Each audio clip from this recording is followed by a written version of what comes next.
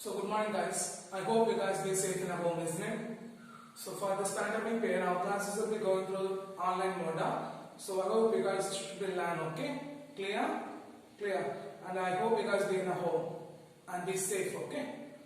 And today we go for the sessions. And for last sessions we see about introductions to the kinematics, isn't it? Introductions to the kinematics. For the sessions, what are the topics we see that? We see the kinematics. Then we see about the rest and motion, then we see frame of reference, then we see point mass, the last we see the types of motion, isn't it? Isn't it? Guys, what is in the frame of kinematics? Kinematics is a branch of physics which deals with the study of motion. What is that? Kinematics is a branch of physics which deals with the study of motion of an object without considering the force. What is that? Without considering the force. Then we see the frame of reference, isn't it? And rest and motion. That's what is in the rest and motion based on observes. For example, I said when you guys are in the bus, when you guys are moving, okay, along with the fellow passengers, you guys in the state of rest. But when I am the observer standing outside and observing the bus means you guys are in the state of motion. So when we want to understand the concept of rest and motion means you got to know the frame of reference. Isn't it? So what is in the frame of reference? And the frame of reference means imagine a coordinates. Coordinates means x, y and z. What is that? X, y and z. Imagine a coordinates x, y and z. Then the position of a particle or the position of an object can be described by its or described by these coordinates means then it is called as a frame of reference. Okay? Clear? So guys, what is the frame of reference? Imagine the coordinates, then the position of a particle can be described by the coordinates means then it is called as a frame of reference. Okay? Clear? Then next we see the frame of reference, then we see the Cartesian coordinates. What is Cartesian coordinates? With respect to the time, the frame of reference can be described by the position of a particle in terms of coordinates x, y, z.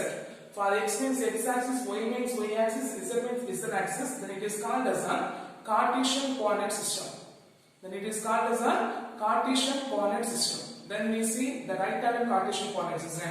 Right-hand Cartesian coordinates means if it is drawn from a anti-clockwise direction. So what is that? If x, y, z, they are described by a anti-clockwise direction means then it is called as a right-handed Cartesian coordinate system. Right-handed Cartesian coordinate system. Then what point we say that point mass. What is point mass?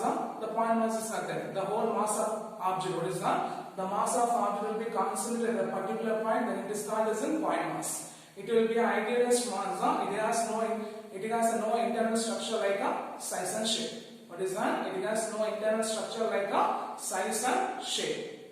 Okay. Okay, then next what's the point we see that here? What's the point? Come on. Types of motions. Isn't it?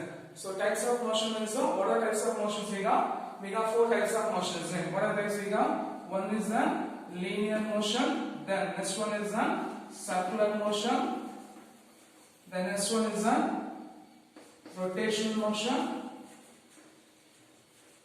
and the last one is the vibrational motion, isn't it? Last one is the vibratory motion.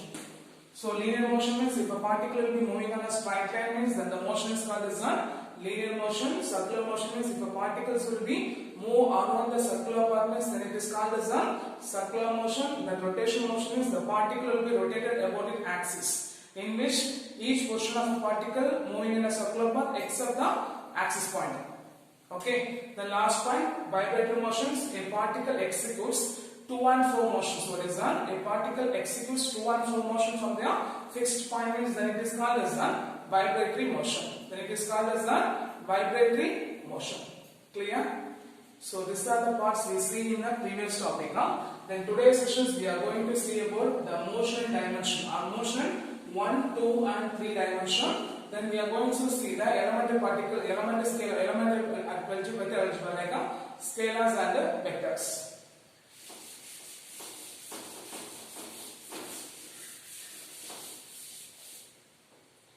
So motion in one dimension, two dimensions, and three dimensions. So let the position of a particle in space, assuming this board as a space, okay? Assuming this board as a space. So let the position of a particle in space by a rectangular coordinates like x, y, z. Okay, what is that? The position of a particle in space is assumed by or represented by a rectangular coordinates x, y, and z, in which the position of a particle, what is that? In which when the coordinates changes with the time.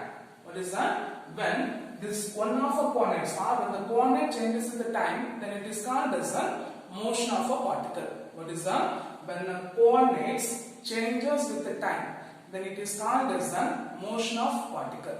What is that? When the coordinates changes with the time, that's called as the position of motion of a particle, in which maybe there one or two coordinates. What is that? One or two coordinates also changes with the time, then it is also called as the motion of particle. Okay, one or two coordinates, whether it is x-axis changes or y-axis changes or z-axis changes. Otherwise, xy axis changes, yz axis changes, otherwise xz axis changes.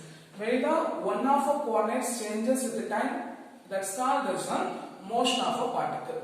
Okay, so what's the point? We say that assuming the position of a particle. What is that? Assuming the position of a particle, or let the position of a particle in space by a rectangular coordinates x, y, and z, in which when the coordinates changes with the time. What is that? When the coordinates changes with the time, that's called as the motion of particle. That's called as the motion of particle, in which either one or two of a coordinates changes with respect to the time. That's also called as the motion of particle. That also called as the motion of particle. Okay. So here first we are going to see the motion in one dimension. What is that? Motion in one dimension. Okay. When the one dimensional motion is done, the motion of a particle, what is that? One dimensional motion is the motion of a particle in straight line. What is that? One dimensional motion is the motion of a particle in a straight line. Okay. So what is motion one dimensional? The one dimensional motion is the motion of particle in straight line. Okay. It is also called as a rectilinear or linear motion. It is also called as a rectilinear or linear motion. It is also called as a rectilinear or linear motion, in which one of three coordinates. Okay, in which one of three coordinates specifying the position of a particle changes with the time. Here already we said we assuming the position of a particle by three coordinates x, y, z is done, in which one of three coordinates. What is that? One of three coordinates specifying the position of a particle changes with the time. One of the position of particle that changes with the time, we call as a motion in one dimension. Example: when a car or person, okay, is moving from the position A to B. What is that? When a car or a person moving from the position A to B means they are moving only on a x-axis. Then this type of motion is called as a motion in one dimension. This type of motion is called as a motion in one dimension. Clear? Guys, what is motion in one dimension? One dimensional motion is the motion of a particle in a straight line. It is also called as the rectilinear motions or linear motion, in which one of three coordinates of the position of a particle or one of the three coordinates which is specifying the position of a particle changes with the time. Okay. Example: when a person or a car moving from a position A to B means it only changes in x-axis, though it is called as the motion in one dimension. Example: the motion of a train in a parallel track. Then an object free fall under due to a gravity. They are only moving in a straight line. Okay, they are only moving in a straight line. Clear? Clear. Then second one.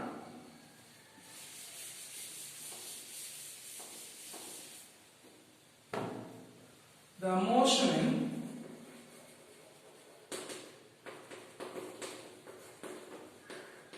two dimension.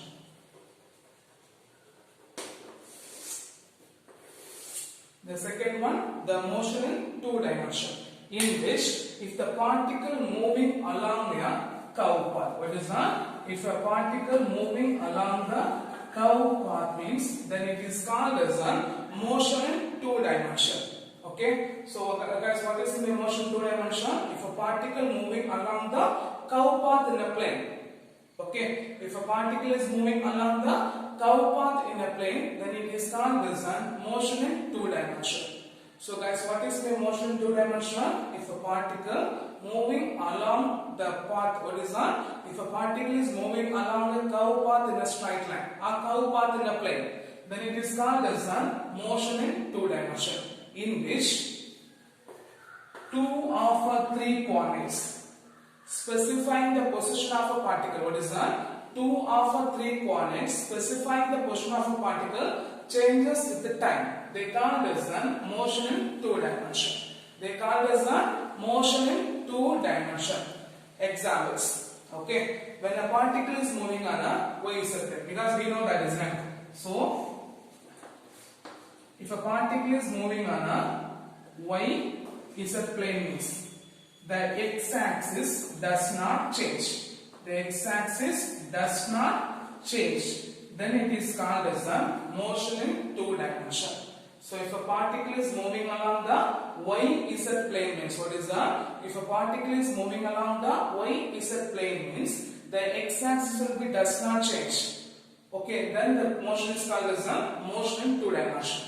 Example, the motion of coin in a carrom board. Okay, the next one, an insect will be crawl over the floor. What is that? The insect will be crawl over the floor.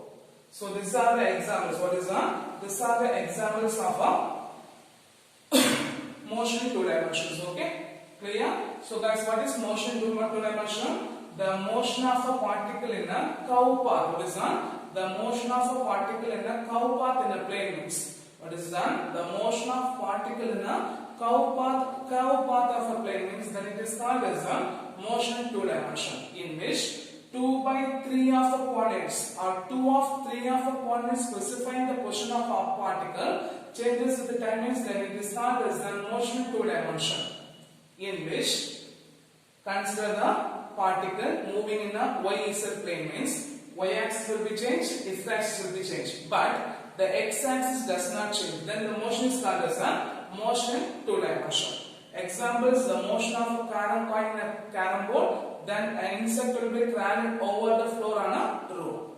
Okay, then third one, the motion in two dimension.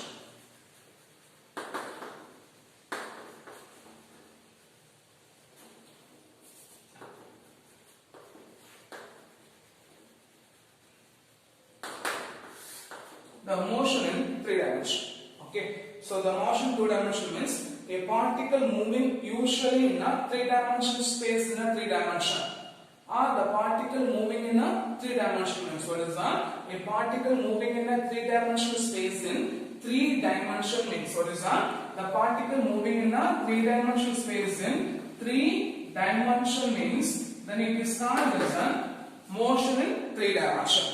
Okay, in which all the coordinates all the three coordinates which is specifying the position of particle changes with the time. Then it is called as a motion in three dimension, in which the three of three coordinates, the specifying the position of object changes with the time means what is that? Changes with the time means then it is called as a motion in three dimension.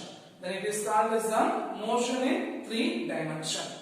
Okay, clear? So guys, what is in motion in three dimension? The motion of a particle in a three-dimensional space in three dimension means that it is called as a motion in three dimension, in which all the three coordinates, the specifying the position of object, all the three coordinates specifying the position of object with respect to the time means that it is called as a motion in three dimension. then it is called as the motion in 3 dimension. Okay, examples. The motion of molecules in random manner. What is that? The motion of molecules in random manner. Then a bird will be flying on a sky. Then a cat will be flying on a sky. A bird or kite will be flying on a sky. Okay, these are the examples. Okay, so help understand the motion dimension. So let's go. So guys, what is motion dimension? Imagine the position of a particle in space by a rectangular coordinates x, y, and z. Okay, in which the coordinates which is specifying the position of object changes with the time means. If one of the coordinates that changes with respect to the time means, then it is called as a motion. It may not be 1 or 2 or 3, in which 1 or 2 of coordinates changes with respect to the time means, that is also called as a motion. So we are going to see the motion in 1 dimension, motion in 2 dimension, and motion in 3 dimension. So first one, motion in 1 dimension. If a particle moving in a straight line, 1 dimensional motion is the motion of an object in a straight line. It is also called as the rectilinear motions or linear motions, in which 1 of 3 coordinates changes with the time. What is that? The 1 of 3 coordinates changes with the time. So they call as the motion in 1 dimension. So examples, train will be moving on a parallel path. Then second one, an object will be free fall under due to a gravity. Then second one, the motion in 2 dimensions. So if a particle moving along the curved path in a plane, then it is called as the motion in 2 dimension. That's called as the motion in 2 dimension. Okay. In which 2 of 3 coordinates will be changes with respect to time. What is that? The 2 of 3 coordinates. What is that? The 2 of 3 coordinates changes with the time. That's called as the motion in 2 dimension. Okay. In which when a particle will be moving along the plane, y is the plane in which y-axis and z-axis will be changed. The x-axis will be does not change. That's called as the motion in 2 dimension. The last one, motion in 3 dimension. The motion of a particle in 3 dimensional space is 3 dimension.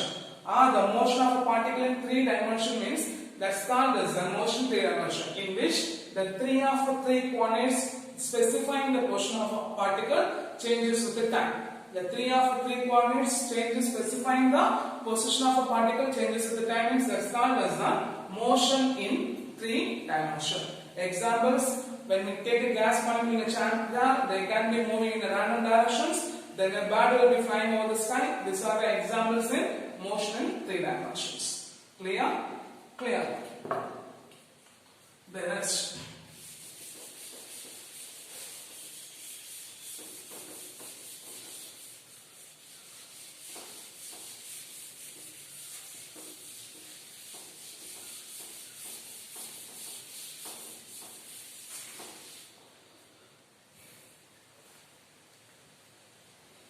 The next one is done. The elementary concept of what is done? The elementary concept of vector algebra. What is done? The elementary concept of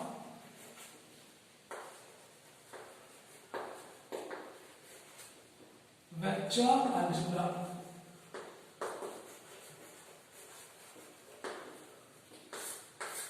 So normally the quantities, already we know that we have 2 types of quantities, isn't it?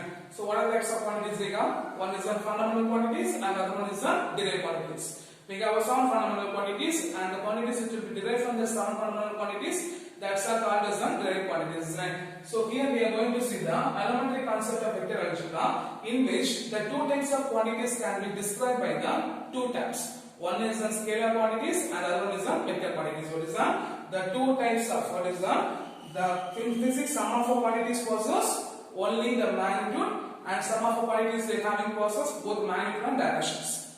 So to understand these quantities can be described by terms of its magnitude or terms of its magnitude and directions. So from this we have 2 types of quantities. One is a scalar, okay, the scalar, and other one is a vector.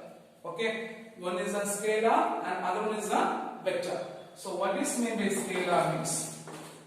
It is a property described by its magnitude. What is that? It is a property described only by its magnitude. It is a property only described by its magnitude. What is that?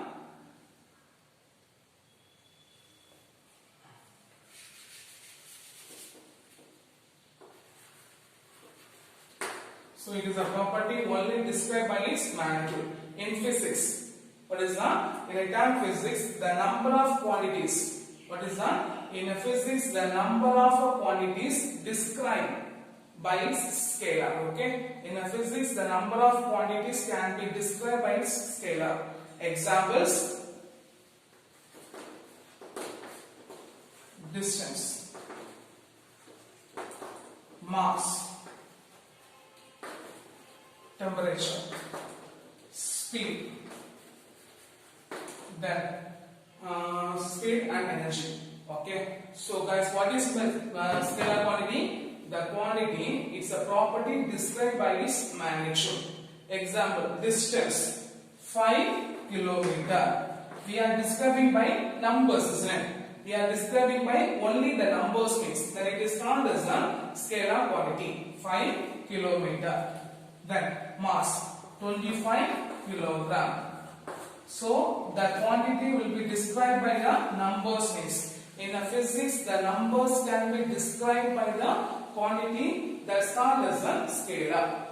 Temperature 97.5 degrees Celsius or Fahrenheit. 97.5 degree Fahrenheit. Speed. What is speed? 100 kilometer per second. Okay, so the terms or the numbers which describe the quantity means that's called as a scalar. The numbers describe the quantities means then that is called as a scalars. The next one is a vector.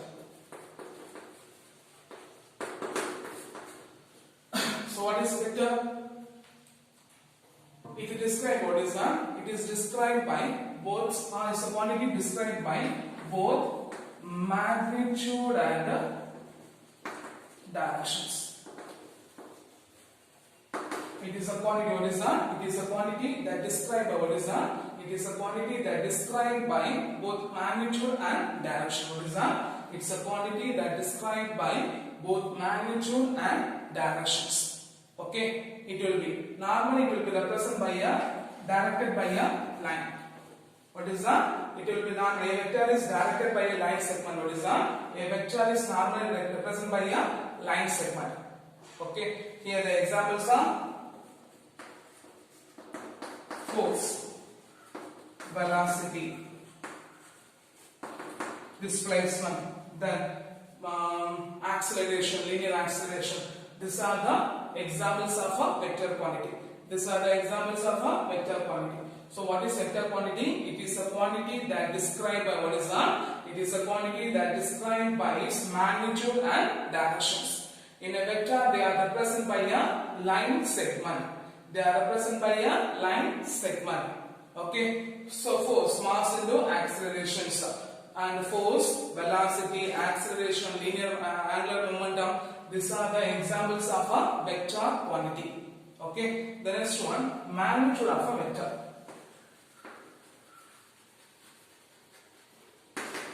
The magnitude of a vector. The length of a vector. What is that? The length of a vector. It is called as what is that? The length of a vector is called as the magnitude of a vectors. It will be always called as a positive quantity. It will be always called as a positive quantity. So the length of a vector is called as what is that? The length of a vector is called as the magnitude of a vector. It is always also called as a positive quantity. It is also called as norm of a vector. It is also called as a norm of a vector. Okay. So what is the magnitude of a vector? The length of a vector is called as the magnitude of a vector. It is always a positive quantity. What is that? It is always a positive quantity. It is also called as the norm of a vector. So for example, if you take a vector means the length of a vector is called as the magnitude of a vector. The length of a vector is called as the magnitude of a vector. It is a positive quantity. It is also called as norm of a vector. It is also called as norm of a vector. Clear? Clear. So what's the point here? We say that the scalar, vector and magnitude of a vector. What is meant scalar? It is a quantity described by its magnitude only. It is a quantity described by its magnitude only, then it is called as a scalar quantity. In physics, the number of a quantity described by the scalars. Examples: distance, mass, temperature and speed. Then vector, it is described by both magnitude and directions. It is described by both magnitude and directions. It will be represented by a line segment. In a vector, the direction will be represented by a line segment. Okay. For example, here we can say as a phi I cap. So phi means the magnitude, I cap it will be along the x-axis. So it is called as a vector quantity. Okay. Then example: force, velocity, accelerations. These are the examples of a vector quantity. The next one, magnitude of a vector. So guys, what is the magnitude of a vector? Means the length of a vector is called as the magnitude of a vector. It is always a positive quantity. It is also called as norm of a vector. Okay. It is also called as a norm of a vector. Clear? Clear. So the next one is the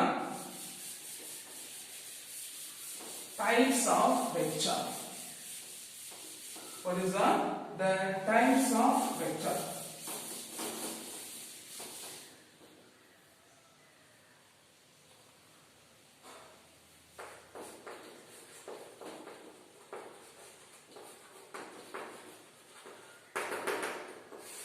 So we are going to see about the types of vectors.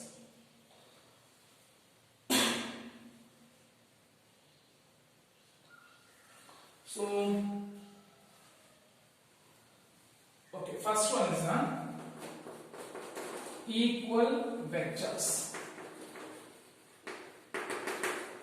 So, what is equal vectors means? There are two vectors are said to be equal if they are acting along, if they are having a same magnitude and directions. So, the two vectors A and B are said to be equal vectors if they are having a same magnitude and what is that? The same magnitude and direction means then it is called as an equal vectors. So guys, what is the equal vectors? There will be two types of we are going to see different types of vectors. The first one is an equal vectors. The two vectors are said to be equal if they having a same magnitude and directions. If they having a same magnitude and directions, then it is called as an equal vectors. Okay, clear? So what is equal vector? The two vectors are said to be equal if they having the same magnitude and same direction means they called as an equal vectors. They called as an equal vectors. The next one is an collinear vector.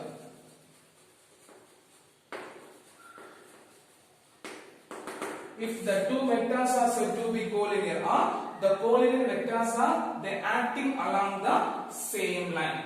They are acting along the same line.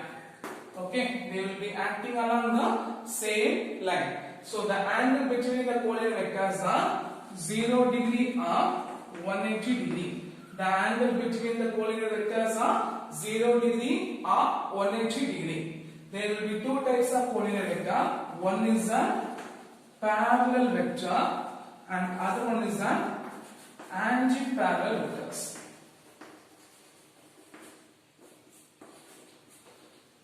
So there will be two types of collinear vector. One is a parallel vector, other one is an anti-parallel vectors.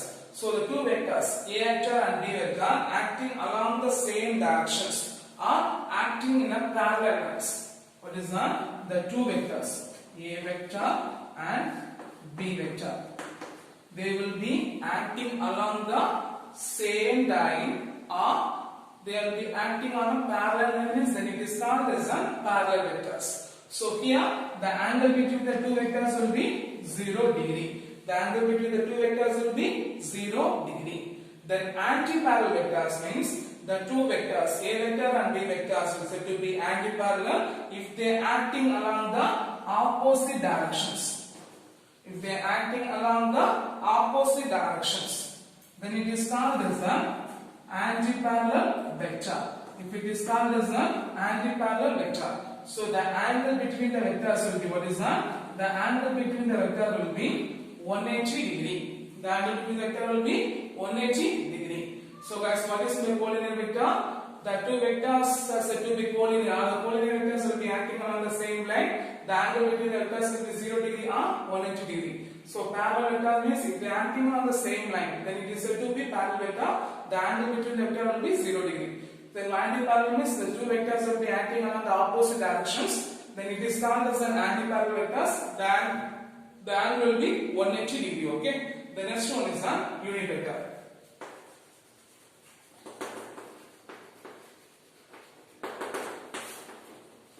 So what is unit vector means? A vector divides by its own magnitude. What is that? A vector divides by its own magnitude means then it is called as a unit vector. So guys, what is the unit vector? A vector divided by its own magnitude means then it is called as a unit vector. Then it is called as a unit vector. It can be represented by a cap. Okay, it also represented by a cap. So guys, what is the unit vector? A vector divides by its own magnitude. A vector divides by its own magnitude means then it is called as a unit vector. Okay, the last one is an orthogonal vector.